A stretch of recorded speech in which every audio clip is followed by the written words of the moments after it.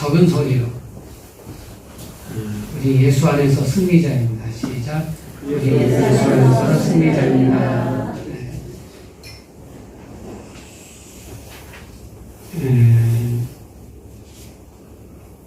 그 주보 다 가지고 계시죠? 제목 같이 천천히 시작. 누가 내 어머니와 형제들인가. 오늘 본문 앞부분을 보면 예수님을 반대하는 내용이 나와요. 예수님을 반대하던 사람들은 예루살렘으로부터 온 서기관들입니다.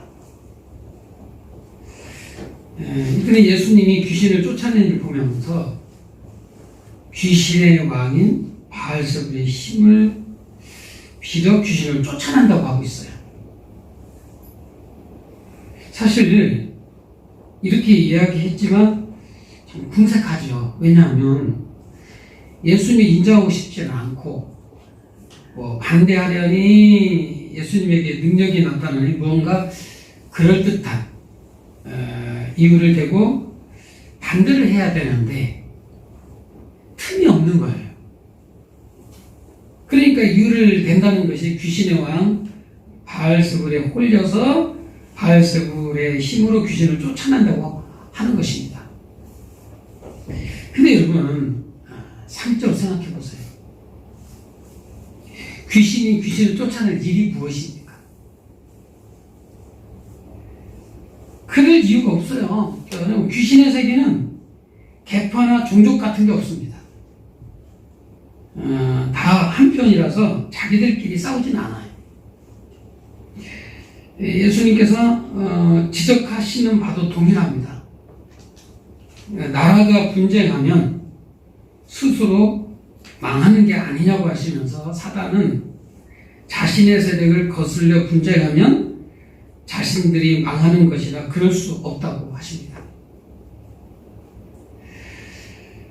만약 사단이 사단을 거슬려 분쟁하는 거라면 설 수 없고 망하게 되어 있다고 하는 거예요. 제가 종종 우리 성도님들에게 그런 주문을 합니다. 우리끼리는 싸우면 안 된다. 같은 편끼리 다투면 안 된다. 힘을 합쳐도 될까 말까 한데 우리끼리 자중질환해서는 안 된다고 하잖아요. 예수님은 이 서기관들이 제시하는 것처럼 귀신의 왕 바알세불을 힘입어 귀신을 쫓아낸 것이 아니라는 것을 증명하신 것입니다. 결국 서기관들이 제시한 바알세불에 집혔다는 것은 말 그대로 반대를 하기 위한 억지이지 사실이 아니었다는 거예요. 그런데 이런 일이 있은 후에 예수님의 어머니와 동생들이 와서 예수님을 보고자 합니다. 자, 사람들이 밖에 어머니와 동생들이 와 있다고 전하니까 예수님께서 단박에 이렇게 말씀해요. 누가 내 어머니고 동생들이냐? 사실 이 말씀을 듣는 가족들 입장에서 조금 서운한 말씀이에요. 괘씸합니다. 응? 이거 이 부모 입장에서 열받는 일 아니겠어요? 그러나 예수님의 이 점에 한치의 흐트러짐도 없이 당황하셨다는 겁니다. 그러면서 둘러앉은 자들을 보시면서 내 어머니와 동생을 보라고 하십니다.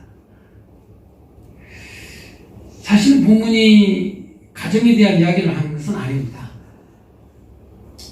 그런데 어쩌면 오늘 예수님께서 하신 일련의 말씀을 통해서 어떤 가정이 되어야 하는지에 대해서 이야기를 하려고 해요.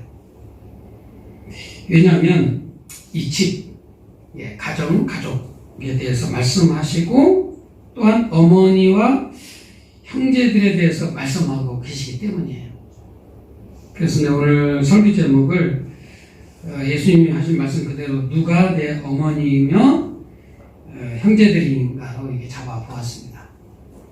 그래서 이 말씀을 정리하면서 어떤 집을 만들어야 가야 하는지에 대해서 생각해 보는 시간을 갖고자 합니다. 첫째, 분쟁하는 집은 스스로 무너진다는 것을 잊지 말아야 돼요. 이 서기관들이 말도 되지 않게 예수님께서 귀신의 왕 바알세불에 집혀서 귀신을 쫓아낸다고 하니까 이때 주님이 하신 말씀 중 하나는 바로 만일 집이 스스로 분쟁하면 그 집이 설 수 없다는 거예요. 이 말씀 하신 이유가요, 당신이 귀신의 왕 바알세불을 의지해서 귀신을 쫓아내는 것이 아니라는 것을 밝히기 위함입니다. 여러분, 예수님 귀신이에요. 주님께서 분쟁에 대한 말씀하신 것은 당시의 사람들은 집이 스스로 분쟁하면 망한다는 것을 잘 알고 있었다는 의미예요. 이 주님께서는 일반적 사실들을 이제 활용하셔서 당신의 뜻을 전하시는 탁월한 능력이 있으세요. 이 주님은 말씀 적용을 정확하게 잘 하십니다. 그래서 주님은 여기서도 어느 누구도 반박할 수 없는 내용으로 말씀하고 있는 거예요. 그렇다면 우리는 그 내용을 생각해 보셔야 돼요. 예수님의 비유 그대로 나라가 그 안에서 분쟁이 있으면 망해요. 맞습니다. 이게 우리나라 역사에서 여신이 드러나잖아요. 이게 우리나라가 외세 침입을 받았을 때는 안으로서 분쟁이 심했을 때예요. 그래서 반대편 사람이 이야기하는 거라면 맞는 내용이더라도 반대에 참 했잖아요. 그래서 이순신 장군이 이제 옥고를 치른 이유도 바로 이제 이런 이유가 있었습니다. 나라가 망하는 것은 이 외국 세력이 강해서라기보다는 안으로 분쟁이 있기 때문이에요. 비유하신 대로 집안도 마찬가지입니다. 이 집안에서 분쟁이 일어나면 그 집은 망할 수밖에 없지요. 아멘. 아멘. 분쟁이 한 건도 없으셔서 이 집안 사람들이 서로를 위하는 마음을 하나 낼 때 그 집안이 일어서게 되는 것을 보게 되는 것입니다. 그래서 우리는 이제 일반 계시 속에서 전달되는 하나님의 뜻도 마땅히 받아들여야 돼요. 당시 예수님을 반대하는 사람들도 뭐라고 반박할 수 없을 정도로 일반적으로 받아들여지는 사실, 곧 집안이 스스로 분쟁하면 망한다는 사실입니다. 그래서 이제 우리의 집안이 일어서기를 바란다면 마땅히 서로 화합하고 힘을 합치는 모습이 되어야 될 줄로 믿습니다. 이미 전도서에서 이 사실을 이야기하고 있습니다. 한 사람이면 해하겠거니와 두 사람이면 맞설 수 있나니 세 격주는 쉽게 끊어지지 아니하느니라. 이는 단순히 그 협력을 이야기하는 게 아니에요. 이 말씀이 시작되는 부분을 보니까 어떤 사람은 아들도 없고 형제도 없이 홀로 있으나로 시작을 합니다. 전도 4장 8절에 보면. 그러니까 결국 가족이 있는 것을 이야기하는 거예요. 더 나아가서 사람이 서로 화합하는 것을 이야기하는 거예요. 이게 가족은 서로 분쟁하지 않고 하나가 될 때 든든하게 서는 거예요. 네. 우리는 주님께서 사용하신 이런 일반 계시에서도 우리 가정들이 이루어야 할 모습을 생각해 봅니다. 서로 하나가 되기 위해서 마음을 쏟아야 돼요. 여러분, 추궁하면 답이 없어요.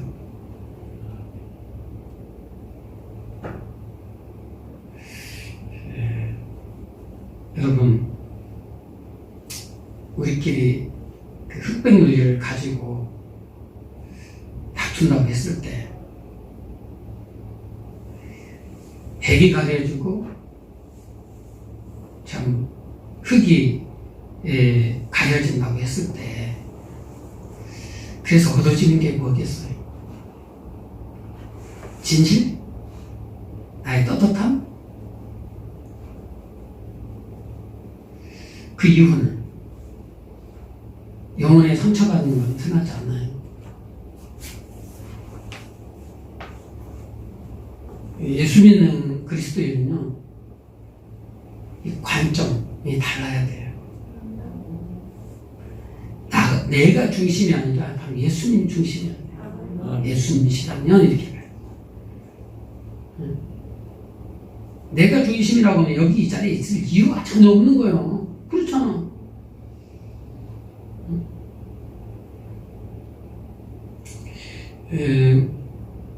어떻게 하면 가족이 분쟁하지 않고 하나가 될 수 있을까? 서로 존중해야 합니다. 아멘. 가족 구성원에게 무언가를 강요하는 것은 곤란해요. 서로 존중하는 모습이 되기 위해서 자녀들 입장에서 생각해보면 자녀들은 부모의 가르침이나 부모의 마음을 헤아릴 줄 알아야 합니다. 그리고 부모의 마음이 상하지 않도록 최선을 다해야 돼요. 아멘. 어찌 보면 부모들은 답답한 말만 할 거예요.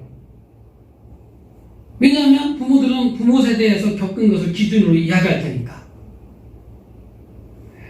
시대에 맞지 않는 이야기를 할 수 있습니다. 그럼에도 불구하고 자녀들은 부모의 마음을 헤아릴 수 있어야 돼요. 설령 그 말이 시대에 맞지 않다더라도 왜 그런 말을 하는지를 생각하면 그렇게 거부할 말도 아니라는 걸 알게 돼야 된다는 겁니다. 그런데 부모 입장에서 생각해 보는 것도 마찬가지예요. 자녀에게 자신이 부모이기에 때문에 무조건 순종을 하는 것은 곤란해요. 이거 억지입니다. 오히려 반대로 자녀의 의견을 존중할 수 있기를 축복합니다. 그리고 자녀들이 하는 말이 철없는 말 같아도 존중해 주셔야 돼요. 그리고 자녀의 마음을 헤아릴 수 있어야 돼요. 존중하는 자녀는 더디게 갈지는 몰라도 결코 곁길로 나가진 않아요. 이렇게 서로 존중할 때 가족이 하나로 화합할 수 있는 거잖아요. 그래서 세겹들이 돼서 건전한 집안으로 설 수 있는 것인 줄 믿습니다. 예수님은 비유로 사람들을 가르치셨어요. 예수님은 당시에 가르치는 자들처럼 논리적인 이야기를 하실 수 없으셨나요? 예수님은 당시에 가르치는 자들처럼 사람들 입이 막힐 수밖에 없는 옳은 소리를 하실 수 없으셨나요? 그렇지 않습니다. 논리적인 예수님처럼 논리적인 분이 없잖아요. 다른 사람들의 말이 막힐 정도로 바른 말만 하자면 얼마든지 하실 수 있는 분입니다. 그럼에도 예수님은 누구나 다 알아들을 수 있는 비유로 이야기하고 있단 말이에요. 씨 뿌리는 사람들이 알아들을 수 있는 씨 뿌리는 비유로 천국에 대해서 말씀하잖아요. 당신은 스스로도 낮추셔서 상대방의 입장에서 알아들을 수 있는 방법으로 말씀하신 것입니다. 이것은 상대방을 존중하지 않고는 하실 수 없는 방법이에요. 이렇게 상대를 존중하는 일은 바로 예수님 방법이라는 거예요. 정말 그들을 사랑하셨기에 그들의 눈높이에서 말씀을 하신 거예요. 배려와 존중을 보여주는 거예요. 집안이 일어서는 것은 바로 이렇게 가족 안에서 서로 배려하고 존중할 때 이루어질 줄 믿습니다. 사실 부모 입장에서 자녀는 죽을 때까지 답답해요. 몸만 땅이에요. 그럼 그렇게 환경에서 자라는 아이가 창의적일 수 있나요? 뭔데도 부모한테 귀를 꺾인 아이는요, 사회생활을 올곧게 할 수가 없어. 반대로 자녀들은 부모의 말에 좀 순종할 수 있어야 될 줄 믿습니다. 서로 존중하면 돼요. 서로 존중하자. 시작. 서로 존중하자. 옷자만 드셔가지고 한장하신 사람들 좀 그러면 안 되지. 서로 존중해야지. 서로 존중해야지. 아주 그냥 보기만 해도 징글징글해. 미워 죽겠어. 상대는 미운 게 아니고 내 마음 상태가 틀어졌다는 걸 볼 수 있기를 축복합니다. 응? 저는 꼭 기도할 때 그런 게 하나님 제 가슴을 따뜻하게 해달라고. 응? 쌀독에 인신 난다고 했어요. 쌀이 먹을 쌀이 있으면요 사람이 여유가 있어져. 그죠? 근데 내 가슴이 먼저 훈훈해야 돼요. 내 가슴이 차가우니까 상대방이 그런 의도가 아닌데도 불구하고 그런 의도로 피의식 가운데 들려지는 거잖아요. 한번 감기 걸려보세요. 굉장히 민감하잖아. 누가 기침하면 저 사람 때문에 더 내가 신경 쓰이고, 건강한 사람은요 그렇게 돼 있지 않아. 제가 오늘 새벽 예배를 마치고 하트에 갔던데 메모지가 하나 이렇게 적혀 있더라. 아래 참 어르신 내분이 쓴 거예요. 경고문 해가지고. 사실 우리 엄청 조심을 하거든요. 왜냐면 5일, 6일은 거의 교회에서 지나다시피 하니까. 그럼에도 불구하고 그렇다고 미워할 수도 없어요. 알고 봤더니 딸을 잃었고 굉장히 그것으로 인한 트라우마로 인하여서 굉장히 많은 어려움을 겪고 있어요.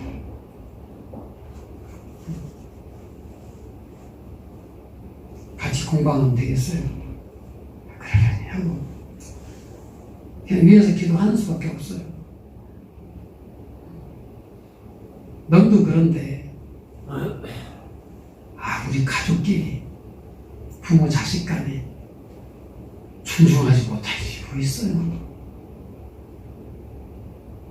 가족이니까 형제니까 함부로 해도 되는 거예요? 그건 아니잖아. 그건 아니잖아. 둘째, 하나님의 뜻을 행하는 집안이 되셔야 돼요. 그 앞서 서로 존중함으로 화합하는 집안이 일어선다고 했습니다. 그런데 여기서만 멈추면 이 성도로서는 부족하다고 할 수밖에 없어요. 성도는 이보다 더 나아가야 돼요. 그것은 단순히 가족이 화합하는 것만 아니라 하나님의 뜻을 위해서 하나 되는 가족이 돼야 돼요.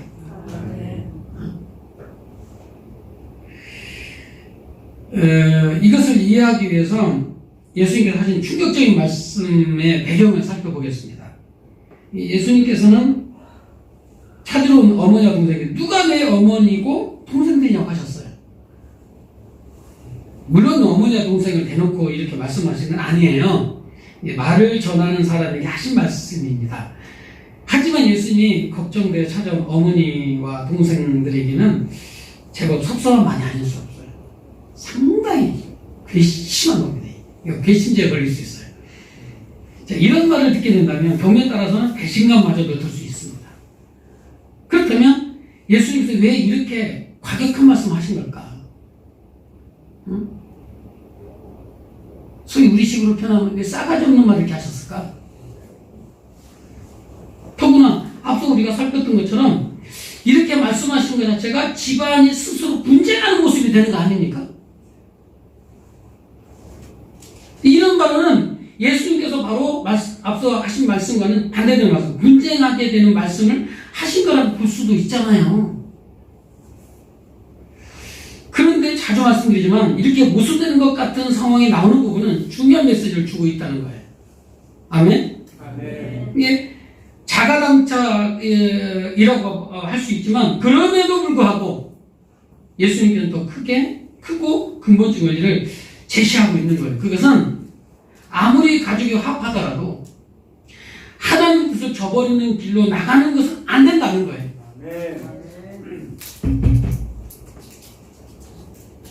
예수님의 어머니와 동생들이 찾아온 맥락을 보니까 21절에서 예수의 친족들이 듣고 그를 붙들어 나오니 이는 그가 미쳤다 함이라고 하였어요. 여기서의 그 친족들에 대한 해석을 달리 하는 경우도 있긴 한데 우리 본문에 나오는 어머니와 형제들을 뺀 명분이 사실 없어요. 그리고 붙들려 나왔다는 것은 예수님이 귀신 들렸다는 소문에 대해서 일단 그대로 받아들이고 있는 것을 보여주는 것입니다. 자, 붙들다는 말은 언어적으로 보니까 체포하다는 의미이기에 아무리 좋게 보아도 긍정적으로 보기는 어려운 것 같아요. 이 어머니 마리아에 대한 여러 이야기를 보면 그런 생각을 했을까 싶지만 적어도 걱정스러움에 예수님이 현재 하시는 일을 일단은 막아야 한다고 생각한 것으로 볼 수가 있습니다. 더구나 요한복음 보니까 예수님의 동생들이 예수님을 믿지 않았다는 말씀이 나와요. 후에 이제 예수님의 동생들이 복음을 전하는데 귀중한 일꾼들이 된 건 사실이지만 적어도 공생의 기간 어느 시점까지는 그런 믿음을 갖지 못한 것이 사실이에요. 이런 상황에서 예수님은 분쟁하지 않는 집안이 되기 위해서 그들을 인정할 수는 없었다는 거예요. 왜냐하면 하나님께서 보내신 일을 이루어 나가야 하기 때문이에요. 그래서 예수님은 단호하게 누가 내 어머니고 동생들이냐고 하시는 겁니다. 앞서 살핀 그 삼겹줄이 되는 가족에 대해서 하나님의 뜻을 이루는 모습으로 삼겹줄이 되는 가족이어야 한다는 점을 덧대는 겁니다. 다른 모든 부분에서는 존중함으로 양보할 수 있겠지만 이 하나님의 뜻을 이루는 일은 결코 양보할 수는 없어요. 제가 세상 살아가는 거 다 양보할 수 있어요. 그러나 하나님의 말씀에 대해서는 양보할 수 없어요. 초창기 저희 부부가 다툰 것이 이 부분이었거든요. 저는 부부 사이 나쁘지 않아요.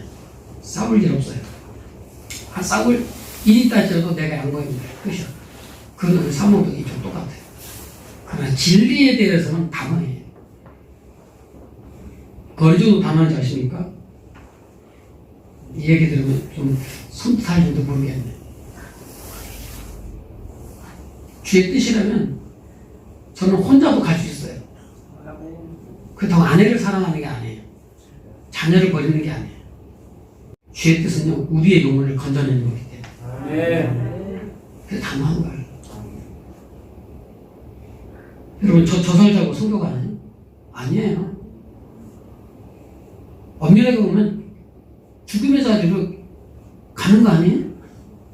그것도 아주 코로나 확산 지역으로 가는 거거든요. 응? 제가 의도적으로 가진 않아요. 하나님 뜻이 있기 때문에 가는 거예요. 저도 살고 싶습니다. 그래서 여러분들 기도 많이 해주셔야 돼요. 가가지고 가자마자 막 병 들어가지고 성교 제대로 못하고 온다고 하면 이게 참 그것도 민망스러운 일이잖아요. 기왕에 성교 현장 갔다가 오면 복음 열심히 전하고 또 거기에 얼마나 많은 환자들이 있겠어요. 그들을 주 예수의 이름으로 고치고 영원히 구원받아야 될 줄 믿습니다. 그렇다고 신앙 부분이라면서 매번 싸워야만 할까? 성도는 지혜로워야 될 줄 믿습니다. 하나님의 뜻을 저버리지 않는 가족이 되기 위해서 성도는 가족을 위해서 집안에서 기도할 수밖에 없는 거예요. 그래서 기도해야 돼요. 그것도 간절하게 끈기 있게 기도하셔야 돼요. 그래서 성령께서 역사하셔서 가족들이 하나님 뜻에 따르면서 하나가 되는 모습이 되어야 될 줄 믿습니다. 믿지 않는 가족이 있다면 마땅히 믿음을 가진 우리는 눈물의 기도가 마르지 않아야 돼요. 부모는 가족을 위해 자녀들을 위해 할 수 있는 게 많지 않습니다. 그 중에 할 수 있는 것은 기도입니다. 기도. 그래서 가족을 세우는 것은 기도밖에 없어요. 하나님 뜻에서 벗어나지 않는 가족이 되기 위해서 온몸으로 기도해야 합니다. 그럴 때 믿음의 삼겹질이 되어 집안이 일어서는 거예요. 보면 화나잖아. 보면 성질 나빠지잖아. 눈을 감으세요. 그러면 기도가 되는 거예요. 아멘. 그러니까 저는 그런 생각을 해봤어요. 눈을 감고 기도를 하면 해결될 것을 눈을 감지 않고 눈을 떠서 그 현장을 보고 문제를 보니 다툼과 싸움이 일어날 수밖에. 그렇다고 예배 시간에 눈 감으면 곤란하죠. 마지막 세 번째는 우리는 믿음의 가족들을 보아야 합니다. 예, 누가 내 어머니고 동생들이냐 하신 예수님에 이어서 하시는 행동과 말씀을 봐야 돼요. 주님께서는 둘러앉은 자들을 보시면서 말씀하시기를 내 어머니와 내 동생들을 보라고 하십니다. 34절에. 예수님이 귀신 들렸다는 소문에 걱정하여서 나온 가족들과 달리 예수님 중에는 그 말씀을 듣고 싶은 자들이 있었어요. 그들은 가난한 자들, 나약한 자들, 불쌍한 자들이었어요. 하지만 그는 예수님이 선포하신 말씀을 들으면서 믿음으로 같은 길을 가려는 자들이었어요. 주님이 이런 자들을 보시면서 내 어머니와 내 동생들이라고 하시는 거예요. 이어 확실하게 말씀하기를 누구든지 하나님의 뜻대로 행하는 자가 내 형제요, 자매요, 어머니다.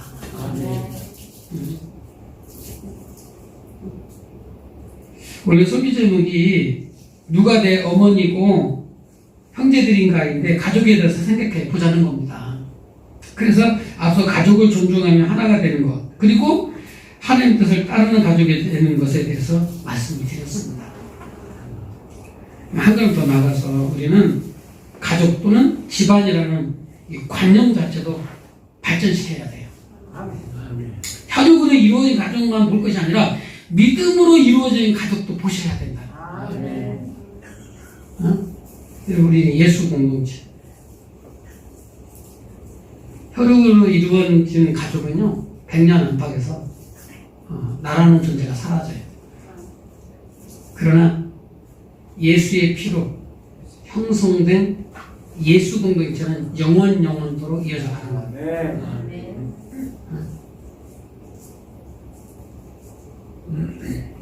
저는 제 시야에 지금 보여지는 여러분을 위해서 기도 참 많이 해요.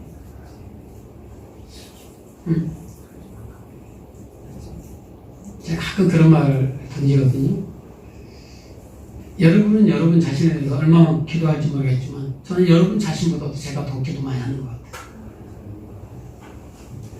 기도 안 하고 제가 이런 얘기 했다면 저는 나쁜 사람이겠지. 아마 선교 현장 가서도 기도 많이 하게 될 겁니다.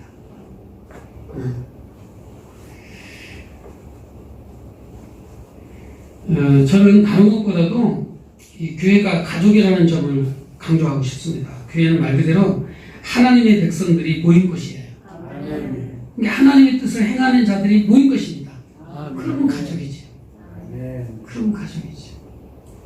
누구는 잘났고 누구는 못났고 어디 있어. 여러분들끼리 뭐 저에게 여러 가지 얘기를 건네줄 수 있어요. 그러나 저는 예수님처럼은 아니지. 그냥 동일하게 그리스도의 사람으로 다가갈 뿐이야. 아멘? 아마 그 1월 중순이나 말쯤 제가 선교 현장으로 가게 될 거예요. 가면은 여러분들이 저 없는 동안에 교회를 잘 지켜가셔야 돼요. 아멘? 하나님 영혼도 붙여주신답니다. 영혼도. 그게 교회는 하나님이 주장해 가시는 거예요. 주장해 가시는 거예요. 그래서 여기 한번 설교도 한번 해보고 기도도 해보고 이거 부담스러워서 어떡한데 부담스러우지 않을 정도만 제가 시킬 거예요. 할렐루야. 설교 한다더라도 제가 설교 메시지 다 주고 가니까 뭐 이렇게 보여서 그냥 읽으면 되지. 아멘. 하나님 말씀이니까.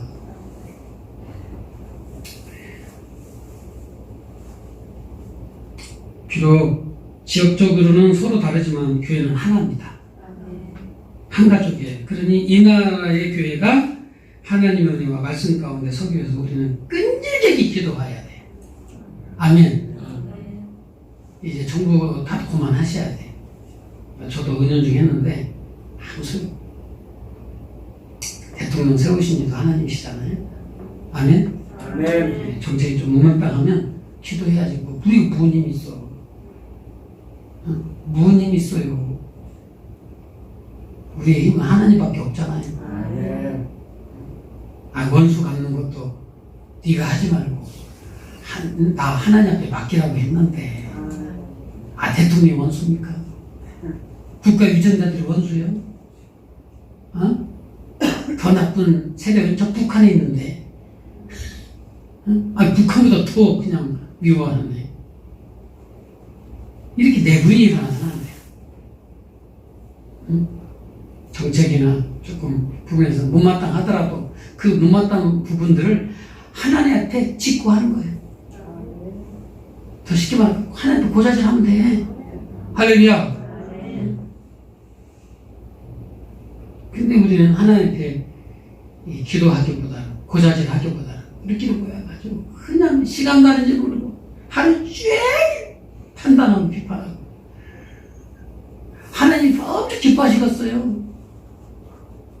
하나님이 아주 참 잘하고 있다고 이렇게 박수 치시겠다고요. 응? 허송세를 보내지 말아야 돼요. 틈만 나면 하나님 앞에 엎드려 기도하시기 축복합니다. 아멘. 축복합니다. 아멘. 더 나아가 때로는 믿는 자라면서 모범이 되지 않는 자들을 비난할 게 아니라 우리의 일로 보면서 회개해야 돼요. 응? 나만 괜찮은 게 아니고 정말 그 믿음의 누군가가 참 그리스도인이 또 손상을 입혔다면 내일이라 생각하고 기도하는 거예요. 아멘. 어떤 분이 그랬더만 목사님 국내에도 전도할 일들이 많은데 왜 꼭 해외까지 가시느냐고. 맞아요. 맞다고요. 근데 복음을 전혀 들어보지 않은 민족과 나라가 있대요. 우리는 그래도 들으러 봤을 거 아니야. 그리고 이 뉴스에서 매스컴에서 얼마나 교회에 대한 얘기를 많이 해주시는지. 응? 그것이 긍정일 수도 있고 부정일 수도 있지만 아무튼 이 그리스도에 대해서 예수님에 대해서 얼마나 얘기를 해주시는지 이래나 저래나 우리는 들어. 우리야 뭐 굉장히 막 그냥 채널을 써가지고 잘 듣고 믿지 않는 사람들도 채널을 더 꼰대서 자기 교회 갔다 왔어? 이야 스스로가 지금 복음을 입술로 시인하고 있어요. 거기에 성령의 역사하면 구원의 역사가 일어나는 겁니다. 아멘. 이 예수에 대한 소리, 복음에 대한 소리를 듣지 못한, 그리고 오해에서 정말 구원을 전에 초청의 자리에 놓지 못하는 분들이 너무 많다는 거예요. 제가 가는 곳이 그런 곳이에요. 우리는 예수님 구세주잖아요. 우리를 구원한 하나님이십니다. 아멘. 그러나 이 이스라엘권에서는요 예수님은 선지자일 뿐이야. 선지자도 사람이거든. 우리가 믿는 예수님은 그리스도 하나님이세요. 아멘. 아멘. 근데 그런 오해를 갖다가 풀기 위해서 가는 거야. 아멘. 그리고 예수님이 이런 분이시다 라는 것을 하나님의 놀라운 역사 속에서 그들이 보게 될 줄 믿습니다. 11시 52분. 제가 그 지난 수요일이었죠? 간증을 우리 그 선교 교육 받으시는 목사님들, 그래서 사모님들, 그 훈련생들에게 했어요. 그런 계획이 없었었는데 전체를 이렇게 관장하는 간사님이 부탁이 있어가지고 그냥 했는데 그게 한 20분 정도, 25분 정도 간증의 시간이더라고. 이미 금요일하고 수요일에 들으신 분도 있지만 상황이 된다면 한 번 더 듣는 것도 괜찮을 것 같아요. 아멘. 아멘. 아멘. 아멘. 예. 나 두 번 들었는데 왜 드려야 되냐면 거기는 군더더기가 없어요. 있는 그대로거든요.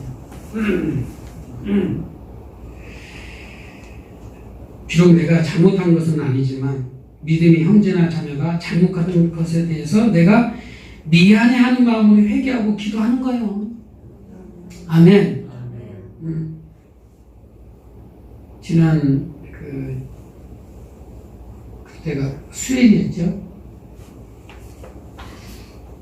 우리 은서가 제가 밑에 소강대상 이렇게 하다가 소강대상이 그대로 넘어진 거예요. 이렇게 마지막에 우리 하준이가 잡아가지고 빗나갔으니 그리고 야 우리 하준이도 순간 하나님 은혜 모든 게 다 은혜 그리고 보고 들어갔어. 내가 그걸 받자마자 찰나에 뇌 이상 있으면 안 되잖아요. 제가 우리 기도 잘해야 돼. 제가 항상 하나님 엄마 아빠의 마음을 쓸어내는 일 없도록 우리 아이들 지켜달라. 난이나 상경사 가서 쓸어낼 정도로 기절했을 줄 몰라. 제가 쓸어내렸어요. 제 마음. 세 번을 기도했어. 하나님 이상 없게 달라. 여기 찢어지지 않게 달라. 그리고 바로 이제 그 스카치 대화지 엘리베이터를 다 붙였어요.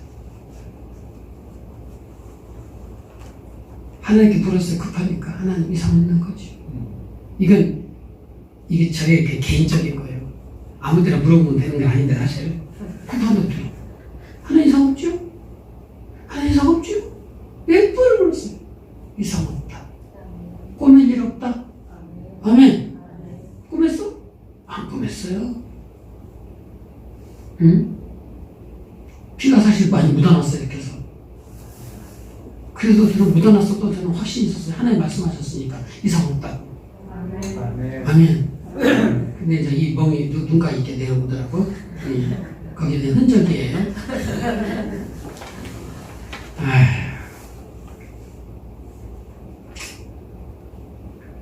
여러분, 우리 하준이 말고 정은이, 구경이, 은서, 은빛이, 하엘이, 수, 서은이, 서준이. 물론 목사가 부모님 마음만까지는 아니겠지만 제가 목양을 이렇게 하다 보니까 이상이면 이상했지 덜하진 않은 것 같아요. 조금 표현이 과하다면 사는 게 아니야. 어떤 데가 화나냐면 나는 굉장히 민감한데 얘들 부모들 보면 아무렇지 않아. 이야 진짜 나빠. 너무 감사해요. 하여튼 누구 미워하고 시샘하고 질투하지 말고 위에서 기도해요. 내일이나 생각하고 우리도 그러면서 지금까지 온 거잖아요. 아멘? 간증 좀. 오늘 좀 밥을 늦게 먹읍시다.